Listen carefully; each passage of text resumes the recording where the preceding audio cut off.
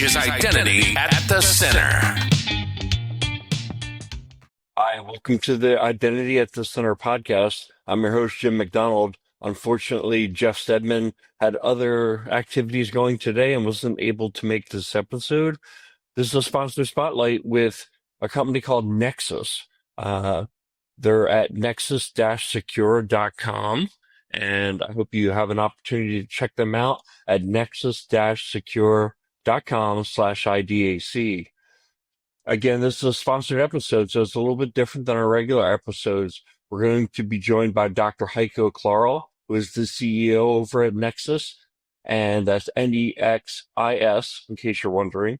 And Dr. Klarl is going to kind of give us what they do and how they help solve the identity and access management practitioner problems that we all kind of fight with on a daily basis. So welcome to the show, Dr. Heiko. Yeah, thanks, Jim. It's a pleasure. Well, really glad to have you here. The pleasure is all ours. And we really want to learn about Nexis and what you guys do and what it is that you bring to the market. So, but of course, this is your first time on the Identity at the Center podcast. So maybe you can kind of give us your background, how you got into identity. Did identity choose you or did you choose it? Yeah, that's a good question. So I would say I've chosen identity. So back in time, more than 20 years ago, I studied computer science. And at the end, I had to kind of make my diploma thesis, and all the kind of security thingies have been super excited for me. And basically, I did research on service-oriented architectures and business process modeling and how to apply some security things with an example of BA Aqualogic security. So the listeners experienced in a longer time in the market probably remember still BA.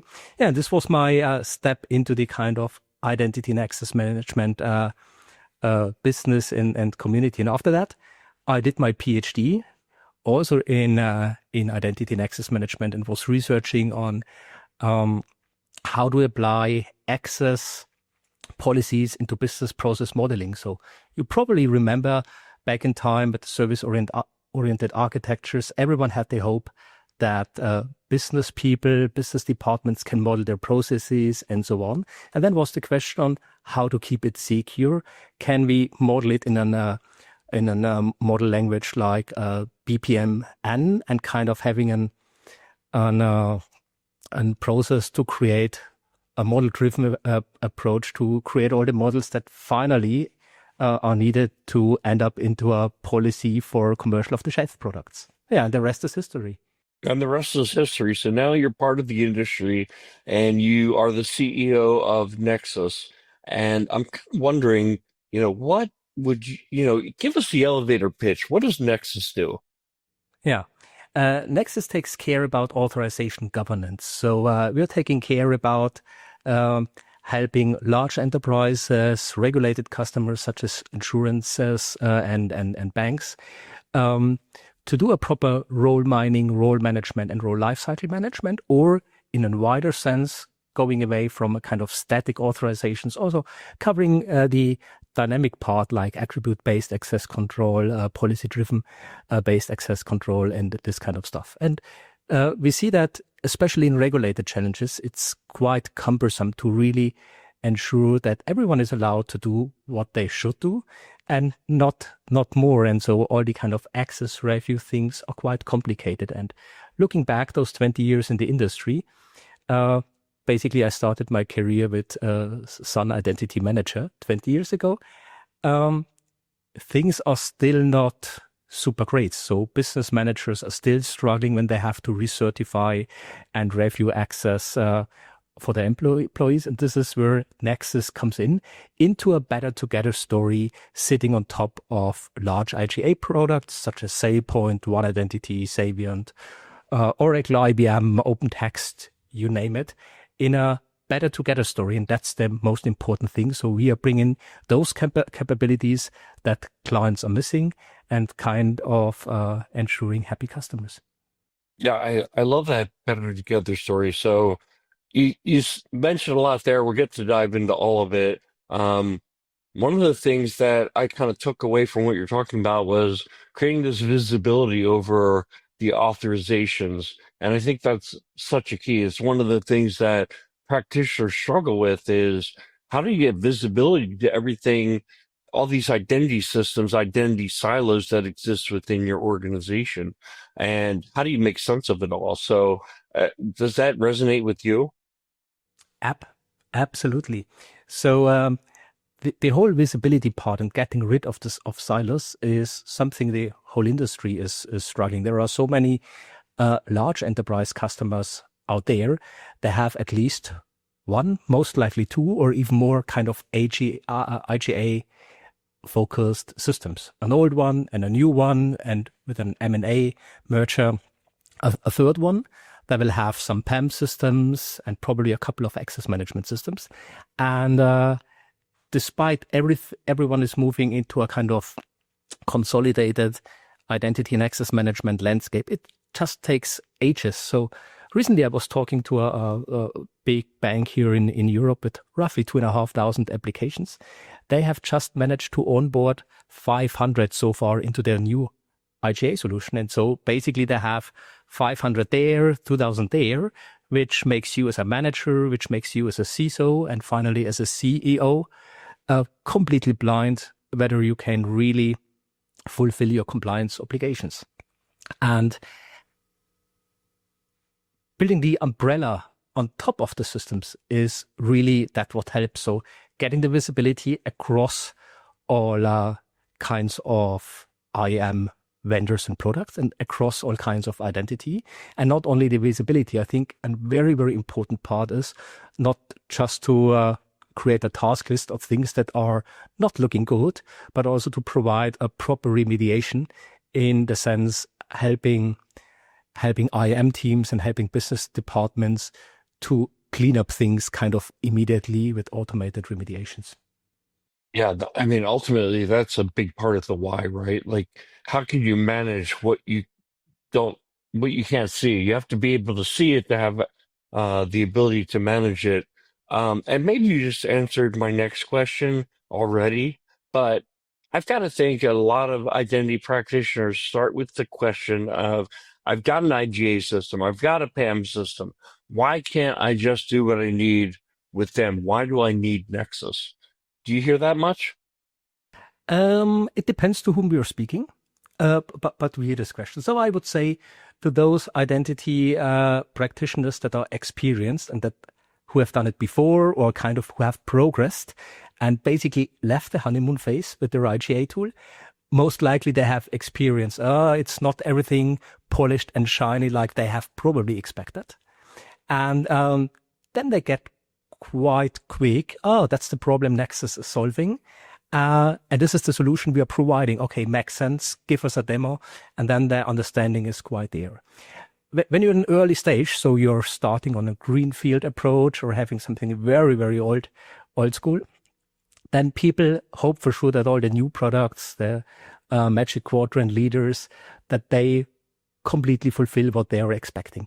And to be fair, the large players do a good job as well. They have matured their products. But when you're a regulated industry, you have so many additional add-ons like maintaining a proper segregation of duty implementation across a variety of systems, really do a proper access reviews and recertifications, whether it's of a direct assignment, but any policy has to be recertified at a certain point in time. And this is often a little bit too technology focused. So it might be doable for an IAM practitioner, but it won't be doable for a senior consultant in finance, for an HR manager, and this sort of non-IT folks out there in the companies.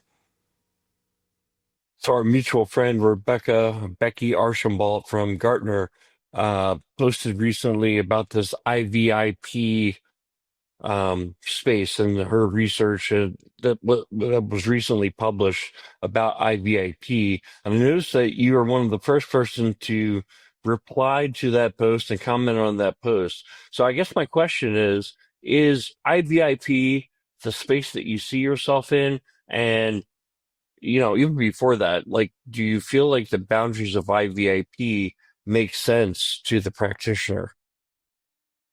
Absolutely, I would say so. So I really appreciate that this term, this box, was coined by Becky and the Gartner team, and that discussion within the community started.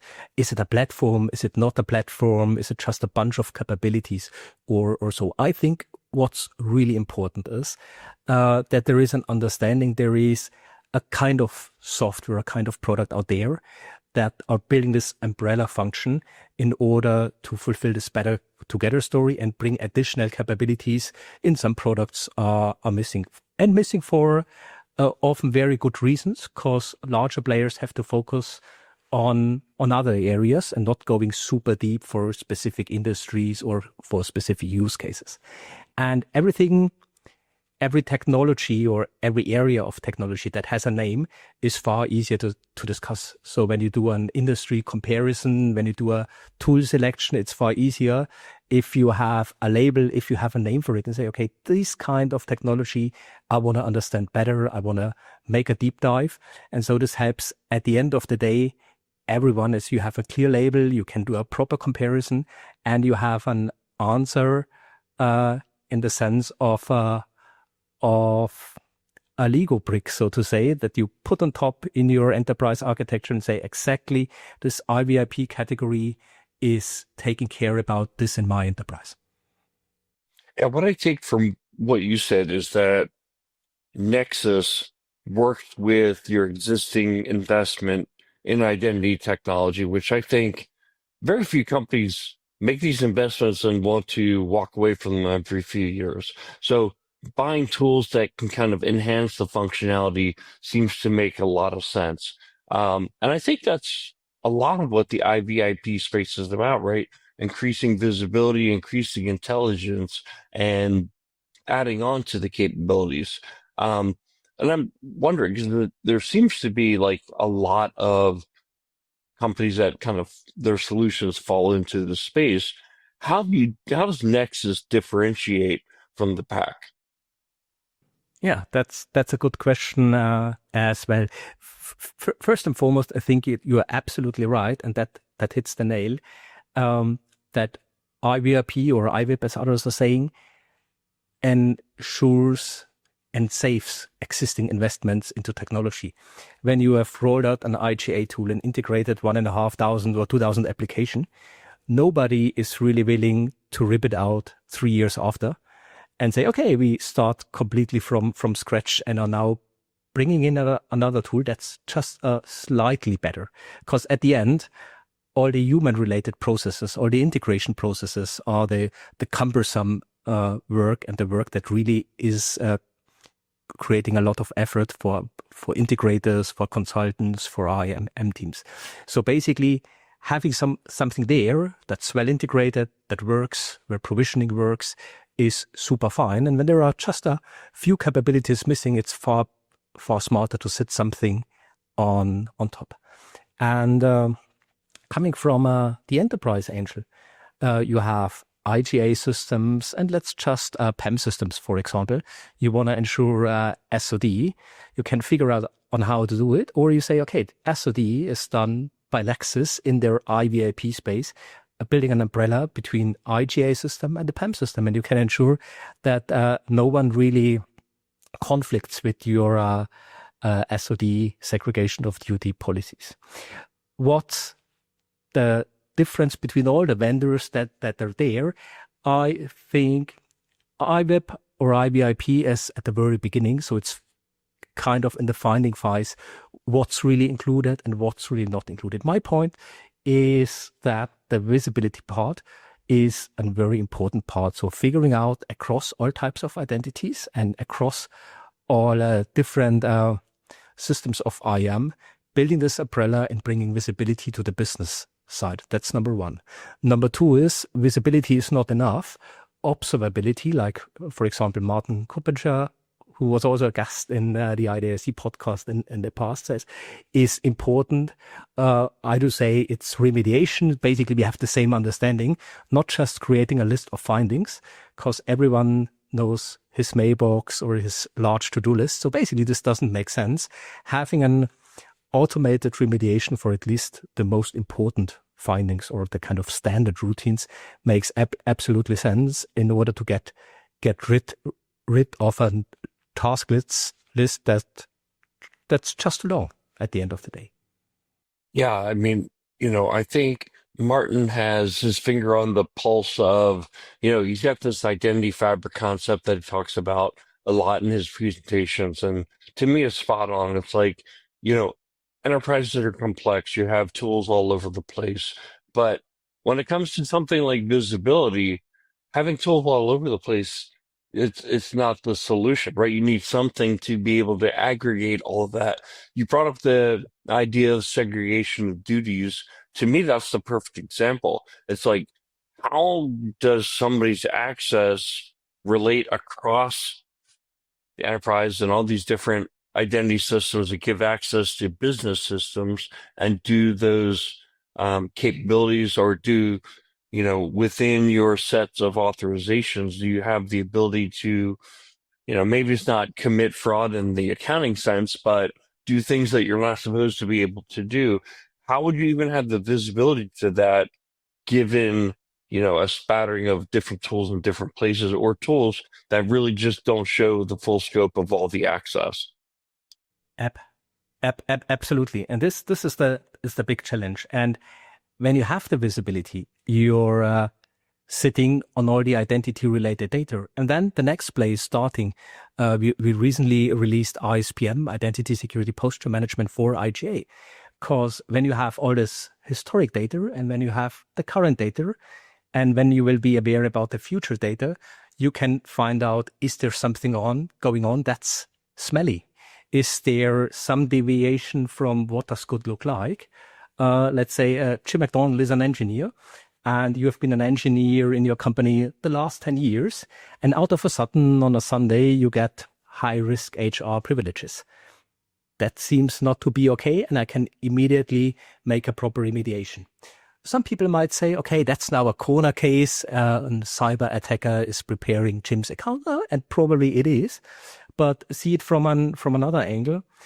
You're assigning some authorizations, some roles or policies to a new employee as a manager. And there are, in the US, in Europe, in everywhere around the world, there are this very, very common name. So you have this John Smith, and there are probably at large companies 20 or 30 John Smith, and 10 of them are working in IT and probably in the same department, but not in the same team. So the likelihood that you just picked the wrong is quite high. Or giving you another example, the movers process. And process that's quite common. You're moving from department A to department B, and most of the time you have some obligations to fulfill for your former team, at least for the next month, 2 months, or for the next quarter. And this is a friendly collaboration. So what happens? You're getting the new policies, the new authorization, the new roles for your new department, and you will keep the old one. Does somebody really take care about that you're getting removed from these policies? Most likely not. So the old manager doesn't probably really care, because he has you all the time, and probably he can approach you 5 months in the future and ask for help. And the new manager will probably forget it. So if you figure out, okay, that's a move, and I apply some dynamic policies on it, and I probably give them an end date, and the roles are automatically disappearing. Or before disappearing, I'm asking you, hey, Jim, are you really using those authorizations anymore? Do you need them in the future? Then I have an automated cleanup across the company.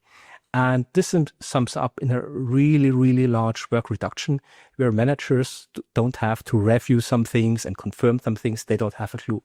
And when I'm talking to customers, or when I'm speaking on a conference, I always love the example. When you're a manager, what's the best thing to do when you have an access review? It's always saying yes. And I can tell you why. The moment you say no, you take something away from somebody. So you always risk that your team is not working properly anymore. And then you're the bad guy who kind of messed up the company or messed up a process or probably messed up an important delivery. When you're just saying yes, that's not good from a security perspective, and that's really bad from an IAM perspective. But the likelihood that you are the guilty guy who has said yes yesterday and the company will be attacked tomorrow, and basically you are the guilty one, is super, super low. So most likely the kind of best individual strategy is just saying yes, you have less work, you don't have to think, and everyone is up and running again. And from this kind of very human behavior, you have to get away from and provide systems that are kind of incorporating the security and the safety mechanisms that the company is secured without kind of human interaction, so to say. Yeah, so interesting that you brought up so many different use cases that resonate with me, and I was trying to think of what is the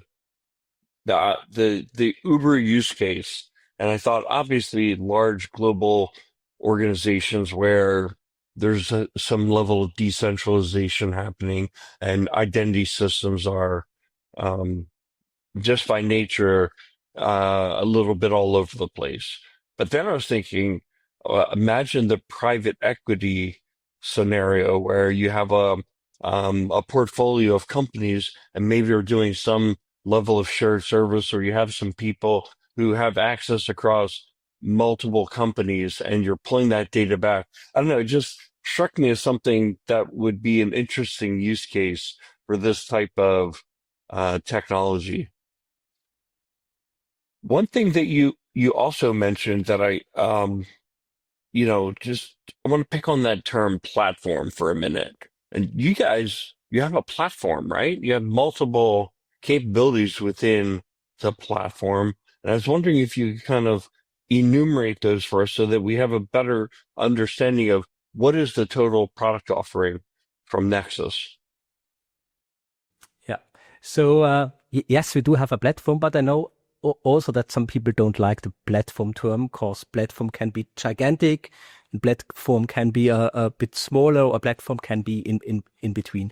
So whether it's a platform or not, I would say it's a great collection of capabilities that are playing together and creating value for customers.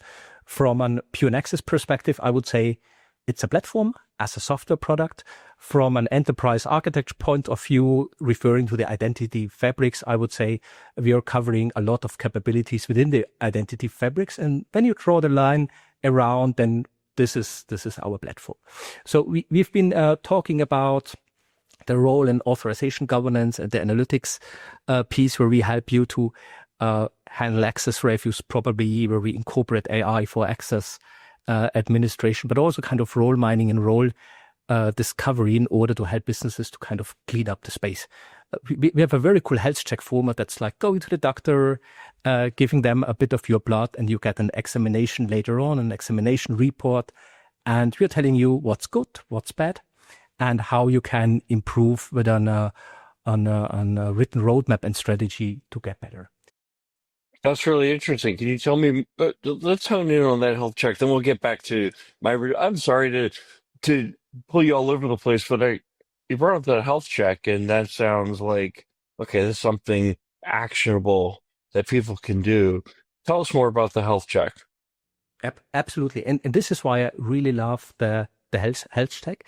So you're a big company, and normally you are having a bit of a feeling that your role and authorization landscape isn't looking that good.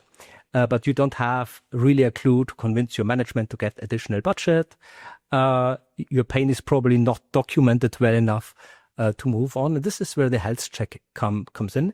You get a Nexus subscription for a short term of 4 to 8 weeks, either on SaaS or as a container for on-prem, which makes it sometimes a bit easier as you don't have to handle all the data protection thingies, as everything stays in your company, especially for European companies.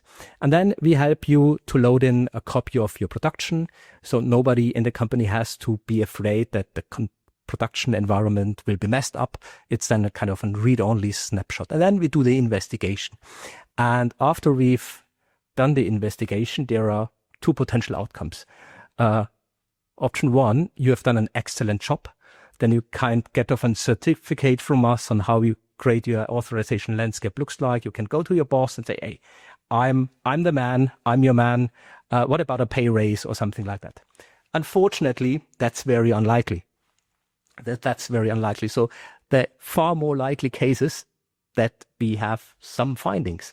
But this is good for you as well as an IAM team or an IAM practitioner, manager, whatsoever, because you have this documented findings. Okay, we have found your IAM landscapes looks like this amount of roles, this amount of direct assignments. Most of the time, it's kind of quite messy, to be honest. But we're not just finger pointing to those things that are not looking well. We give you also a roadmap on how to remediate things and how to improve things with a kind of effort estimation and how you can do it in the tool. So you're not going with bad news to your management and saying, okay, that's the bad news, because nobody wants to hear bad news. You can go to them with a solution. You can say, we found out that, and we have now the proof that we have really to take action on in order to make a proper security within our company. And this is my plan. This is my strategic roadmap on how to get rid of it. And this is a very, very good starting point to have really this data and fact-based discussion within the team, and not a feeling where some probably have a good feeling and some don't have a good feeling. The cool thing is you can decide on your own. So basically, whether you go ahead with us or not, the health check is a value on its own, because you have all the examination results there. You have a roadmap there, what you can improve. So you can use all this information for improving your landscape anyway. I always compare it to a real doctor. So you go to the real doctor and they take your blood and they examine your body, and probably they will say, Heiko, you're a little bit too heavy for your size. You can probably eat a little bit less fat and do a little bit more better nutrition, whatsoever. But after that, I can decide on my own. Do I change my behavior? Will I increase my sport activities? Will I change what I'm eating? Something like that. Or am I fine with it? So I'm not forced with the results from the doctor, nor our customers with the results from our health check. Okay. So you might have said it, but maybe I missed it. What is the charge to do the health check? How much do I have to get approved to pay you for this? That's a good question. So it depends on the number of identities and the company size.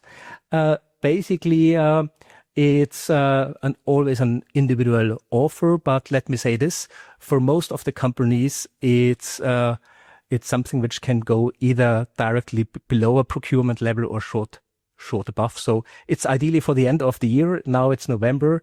So if you're looking for a last term activity, the Nexis health check, that hits the nail. Okay, that's good to know. That's something that I think everybody should look into. Again, kind of go to nexus-secure.com/IDAC. I think the information on the health check will be there.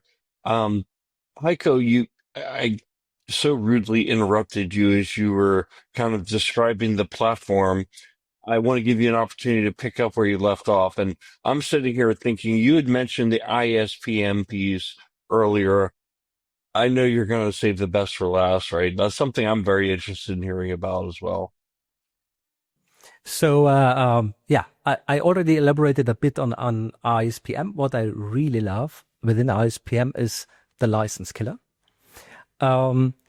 which is probably something you don't expect within IAM. Why did we come to the license killer? So we've started with ISPM, that the one thing is assigning you, whether it's dynamic or static policies, for things you are allowed to do.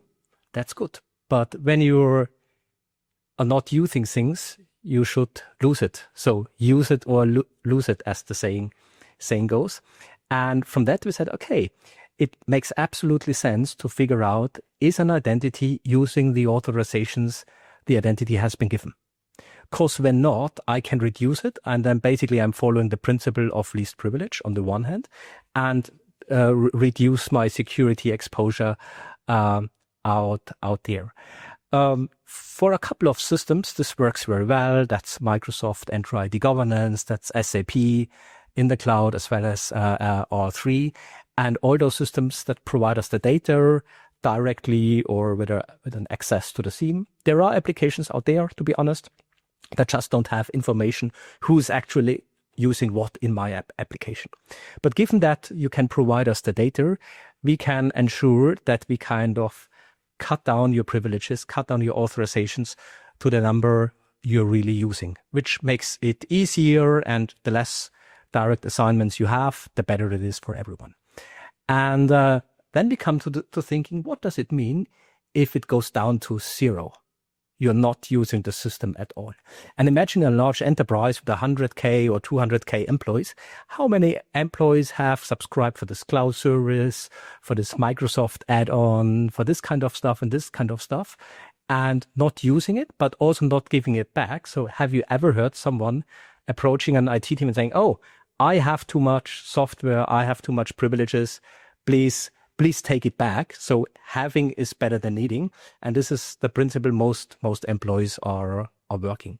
So when we figure out there is nothing left, we can remove you at all from the application, which means we can give a license back.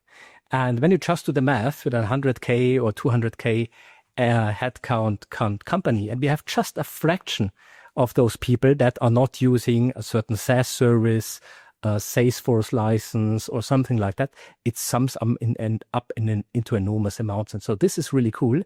And when we presented it to our customers, and also when we had this kind of discussions with them during the designing phase, we've learned that so many IAM teams are approached by license management. So can you tell us about how people are using the software? You're IAM, you're giving all these kind of access thingies. Can you tell us more? And most of the time, they have been suffering, and at the end, they have to say, "Oh no, sorry, we can't." And we are now kind of covering this white spot and helping customers to follow the principle of least privileges on the one hand, and on the other hand, saving costs at the same time. I think you gave a really good overview in like the why of Nexus and kind of like how you get the value. Now I want to talk about the how in terms of like how it actually works, because you talked a little bit about how it sits on top of an IGA system. It sounds to me like it leverages a lot of the data that's in the IGA system. The idea is then to provide managers with the information they need so that they can make good decisions during an access review campaign, for example. I'm also wondering, is there some kind of, so you're pulling data from the IGA system, are you pushing data back into the IGA system? Kind of talk to me a little bit about how that whole process works. Absolutely.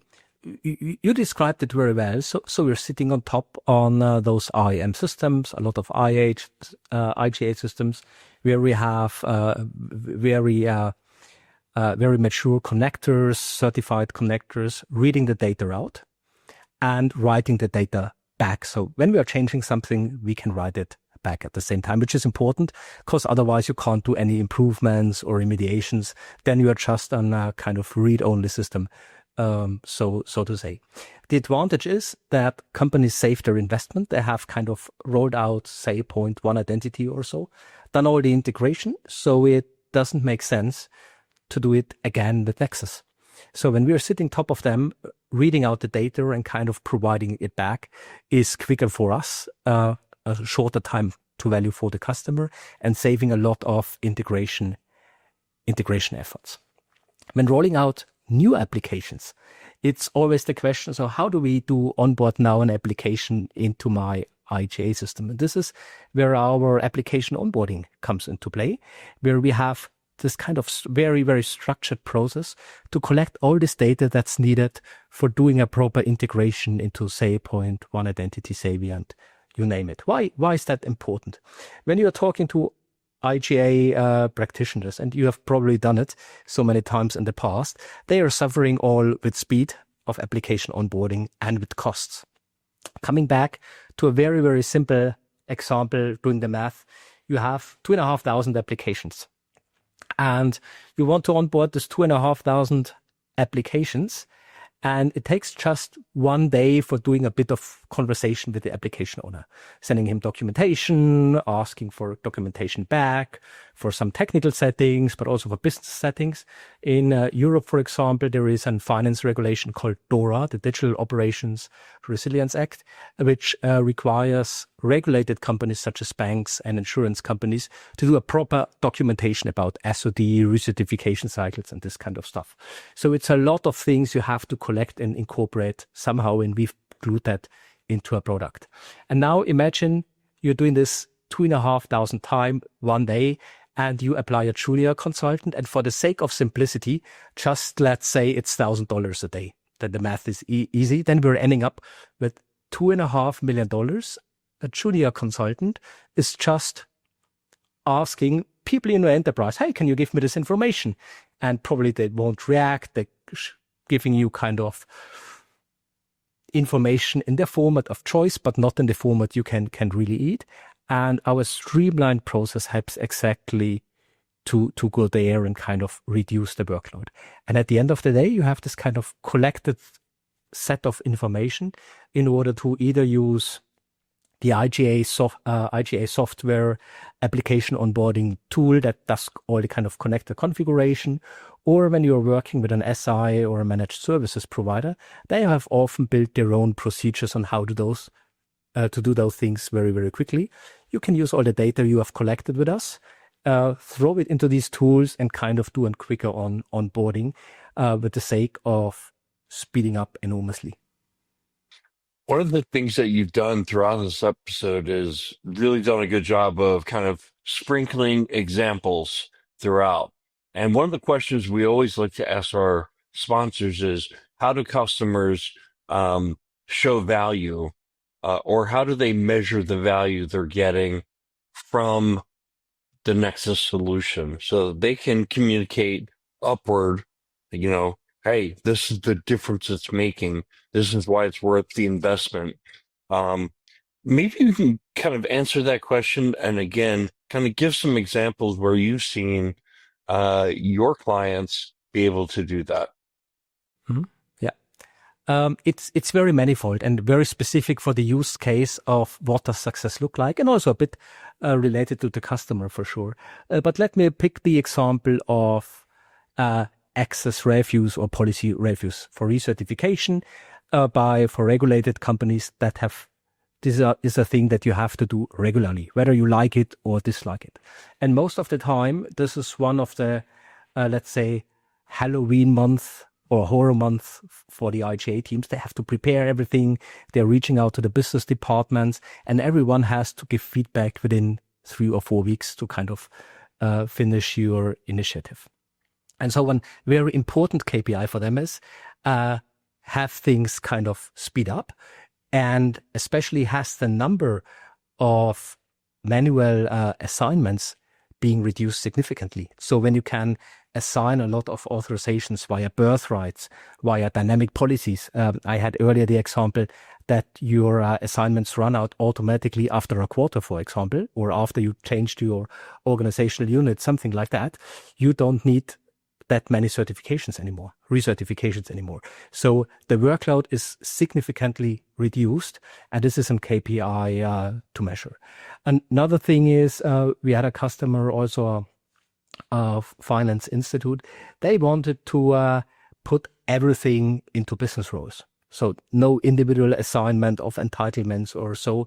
And they had a big initiative, and basically they succeeded to do it that way. And all those things you can put on your KPIs and really measure whether you have been successful or not. As my last example, I was talking about application onboarding or the authorization concept. And this is exactly the way. Imagine for the authorization concept where you have a written documentation about your policies, about review cycles and so on. And you have to do this for 2,500, 1,000, or even just 500 applications. And, the tool of choice for so many people is Microsoft Word and Microsoft Excel. It's a super flexible tool. You can do everything but you have boundaries quite early. So you're starting, and at the moment you're ready, your documents are outdated because your system landscape has changed. Back in time, 20 years ago, when everyone was doing waterfall, when there was probably 4 releases or 3 releases a year, you might have been able to kind of align updating your documentation with a release. Now everyone works in an agile mode. Agile teams are continuously releasing, and basically every day, something is changing in an enterprise IT landscape. And so it's a never-ending story, and it's a nightmare. Imagine you have now a system that basically gives you an alert when a non-compliant situation pops up. So you can measure, this documentation is not compliant anymore. You get a red traffic light, you can work on it and kind of move back into a compliance mode and reduce the time of being not able to have your proper proof of audits that you have to show up to the auditor, for example. Yeah, of course. So I want to shift the conversation a little bit. And we always have one question. I feel like if we finish this episode and I don't ask the question, I'll feel like I missed out. So how did you come up with the name Nexis? And it's Nexis. Yeah. So I didn't came up. So the founder of Nexis and my successor, Ludwig Fuchs, who did also his PhD, by the way, at the same university in Regensburg, which is Munich metropolitan area. And he started the business and had to look for a company name. And this is at least what he told me. All the scientists, and they do have a research project, they are inventing this funny names, abbreviating some things. And sometimes the abbreviation is a match and sometimes it's not a match. And so basically it was next generation information security systems. And now you get it. There is no G in Nexus. But anyway, that's a kind of scientific wordplay. Originally, it was next generation information security systems. Now it's Nexus. And as I said, Nexis. I love it. That's great. So you mentioned also Munich. Is that in Germany where you are headquartered?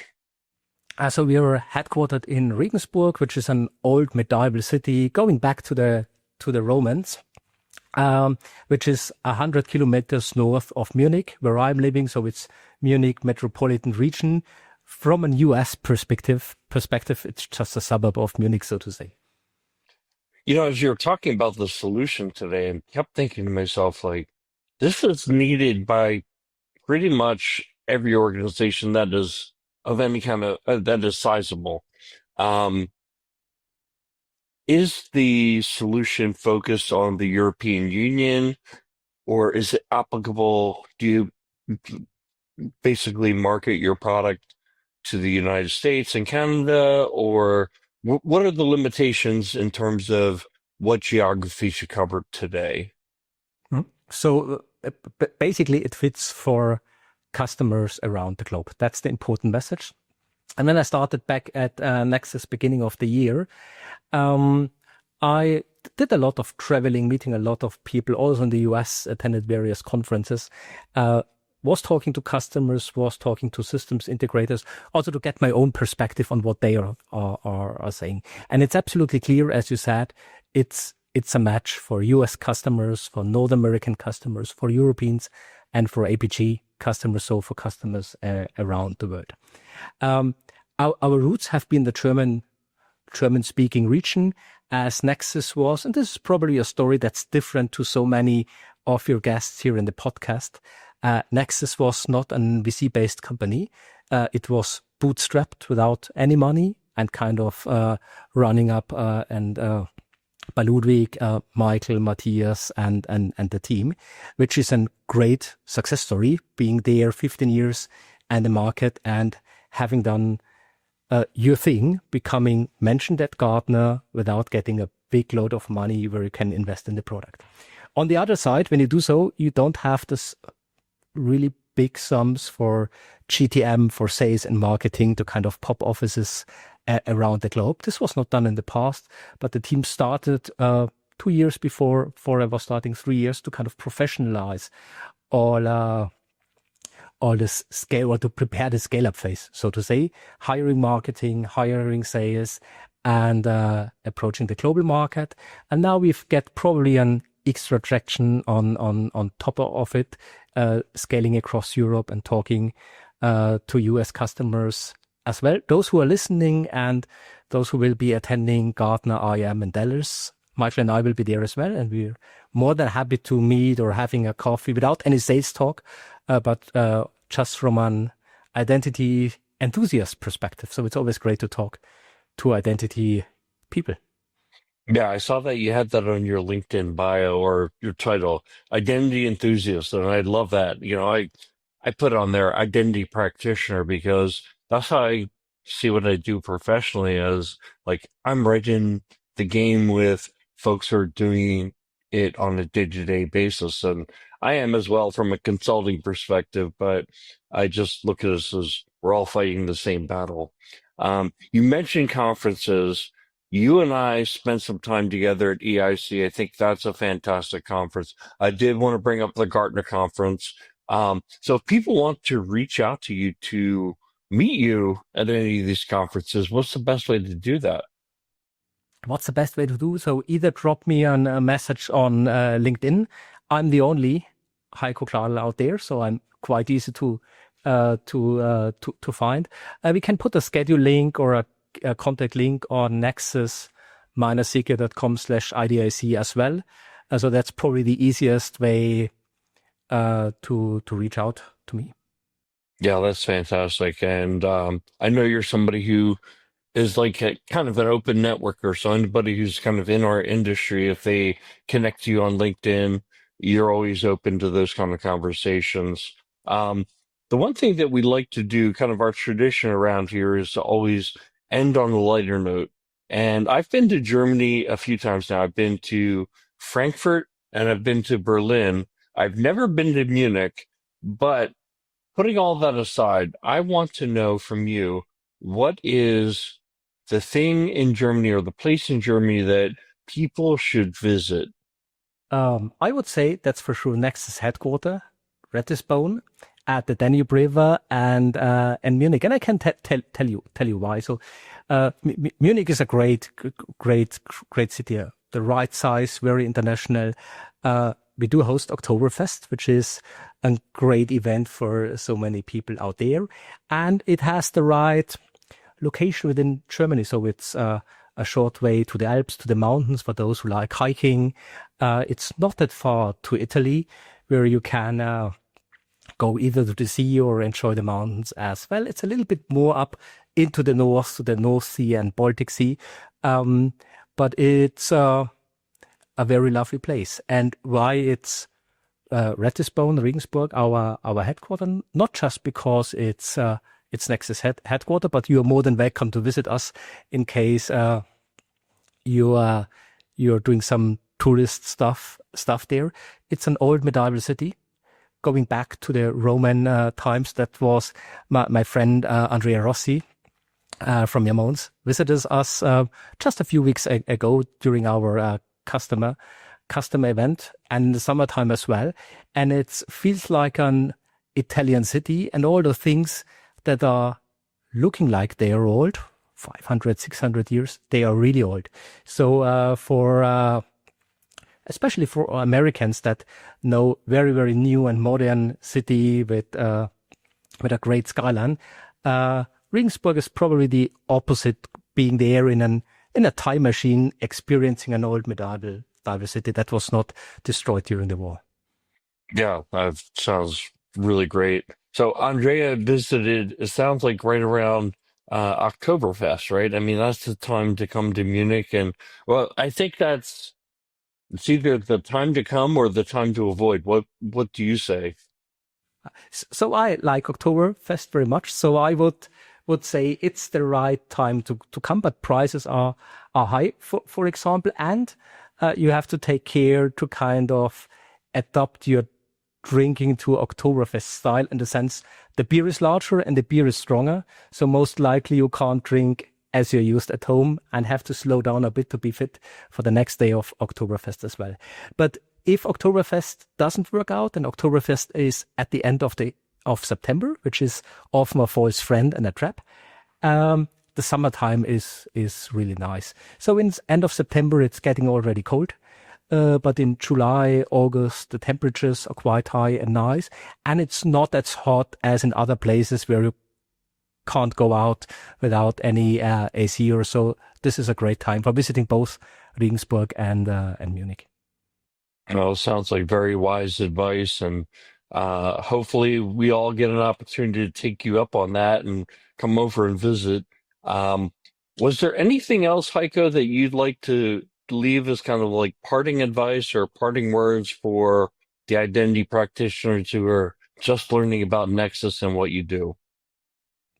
So there is a new report out there, fresh from the press, from Martin, not from Martin Kuppinger, but from Kuppinger Cole analysts, from the analyst Nitish, an executive view on Nexis. We'll put it up to the nexis-secure.com/IDIC website as well, which is a great read. Basically what we've been talking about today, written from the analyst perspective in 3 to 4 pages. So it's a quick read when you're commuting or when you have just a couple of free minutes to work through. I think that's really great. Otherwise, as said, I'm regularly attending a variety of conferences. I'm attending Identibeer as well. And Enrique, our joint friend, is organizing one, very, very likely for Gartner IM as well. So be there if you see me, if you recognize us, say hello, and I'm more than happy to have a chat, whether it's about identity or any other topic you're interested in. I'll definitely be there. So add me to the list. And if you get a chance, if you're out at Gartner, please come out and meet us. Thank you so much for doing this, Heiko. One more time for everybody is nexis-secure/IDAC. You'll have that paper from Kuppinger Cole there for folks to get a copy of, which I think is fantastic. Those papers that Kuppinger Cole puts out are always top notch. That's going to wrap up the show for this time. Find us on the web at idacpodcast.com. Find us on YouTube by just going to idacpodcast.tv, and we'll talk to you all on the next one. You've been listening to Identity at the Center. We hope you've enjoyed the show. Make sure to like, rate, and review, and we'll be back soon. But in the meantime, hit the website at identityatthecenter.com. See you next time on Identity at the Center.